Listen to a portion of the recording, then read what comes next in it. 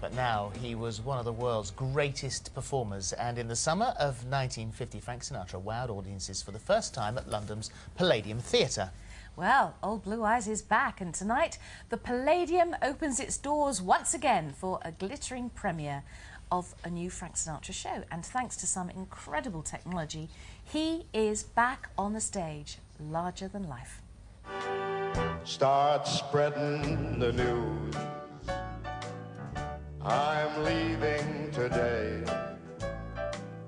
I want to be a part of it. New York, New York.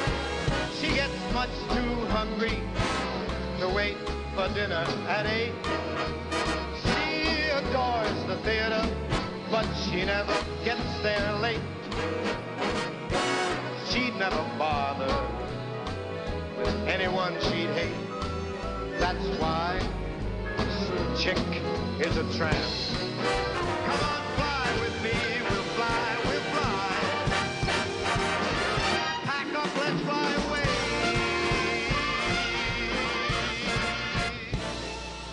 And don't tell your mama. Ah, don't tell your mama. Joining us now are Frank's granddaughter, AJ Azzate, and executive producer of the show, James Sanner. Welcome both. It's called Sinatra at the London Palladium. Correct. Part of our team went to see it last week. They were absolutely blown away by it. Absolutely blown away. So, AJ, granddaughter, wow, fantastic. Your mum is Nancy Sinatra, and this is your grandfather coming home. His first appearance, as you said, 1950 in Europe, was at the London Palladium. And here he is coming home. I should preface this with I've lost my voice. I forgot Sorry to about mention that. Poor AJ, she lost her voice this morning. We do it all in a whisper. It's just such an honor to be a part of something that's bringing his personality and his music back to London, because I've been here with him about 15 years ago and he loved it here and he was so well loved here, so it's just really nice to be a part of it. What do you think he would make of this, the fact that he's back on stage? I think he'd love it because, you know, it's thanks to his foresight of shooting this stuff on film that we have this show to begin with. So he was a big fan of technology, and I just feel like it would be just a thrill for him to see what can be done with it. James Sanner, you got the sort of the prototype of this show up and running at Radio City in New York, using all this fantastic 35mm film that, as you were saying, AJ, that's come from the family archives, all through the television programs he was doing during the 50s. That's correct.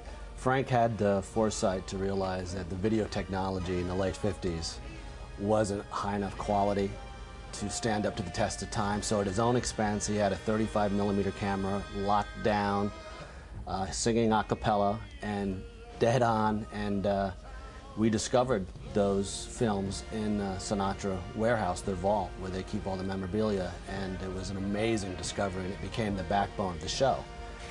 A family that really are very careful about the Sinatra legacy, and so they're not going to lend their tapes willy-nilly to anyone. How on earth did you manage to convince them that you had the brilliant idea? Well, it was a process. I mean, the family's been unbelievably supportive, and when I first came to him 5 years ago and pitched him on this idea, I had one promise, that no one would play Frank except Frank.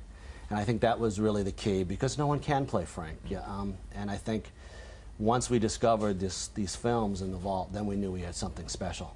And each film, each frame of each film has been lovingly cut out, remastered and put onto a contemporary background. And I think that it's true, isn't it, that at one stage during the show, the live audience watching it in the Palladium are behind him on stage. Correct. I mean, that's technology today is amazing, and absolutely right. We rotoscope, that's what it's called, when you remove Frank's image from the background so you don't see the 50s set. And you could put him in today's environment, you could put the audience behind him. And we have enormous large screens that animate across the stage, so you could have Frank Sinatra singing, snapping his fingers, walking across the Palladium stage. But there's more to it than that, because it's not a case of it. I mean, that you could be forgiven for thinking, well, that's sort of night at the cinema, really. But there's so much more than that, because you have people who walk through, appear to walk out of the screens. You've got a huge audience and an enormous orchestra. Right. You've got dancers. I mean, this is the full event, the big. Because I saw Frank the first time the only time I ever saw Frank was in 1992, I think, at the. It was at the Albert Hall when it was part of the Ultimate event, and the whole thing was this massive night of event theatre. Frank knew how to work an audience, so you need a big orchestra, don't you? And you need the stuff that goes around it. It's the largest orchestra in the West End, a company of 20 singers and dancers. Our director is David Laveau, a genius director, and really when the show works is when it's seamless. And you can't tell the difference between what's live and what isn't. But it's not just a concert, it is his life story told in his own words, which is fantastic, AJ. When did he put on tape his voice explaining his loves, the marriages, the children, the grandchildren? Much of that, excuse me, much of that comes from when my mother was interviewing him for books that she wrote. We got a lot of things from those interviews, and just it's culled from all different sources. But luckily, the fact that we are a collaborative effort between James and my family, it's just a treasure trove of things that we were able to access. And I think my mom was extremely generous with that stuff. Yes, she must have been. Yeah. So, and there's also a whole bunch of home movies as well that that include his life from that angle, from a family standpoint. So it's great to see. It's like it's in his own voice, but it's also from his own perspective of his life in general. I love the story of him first meeting you. Yeah. Tell us about that.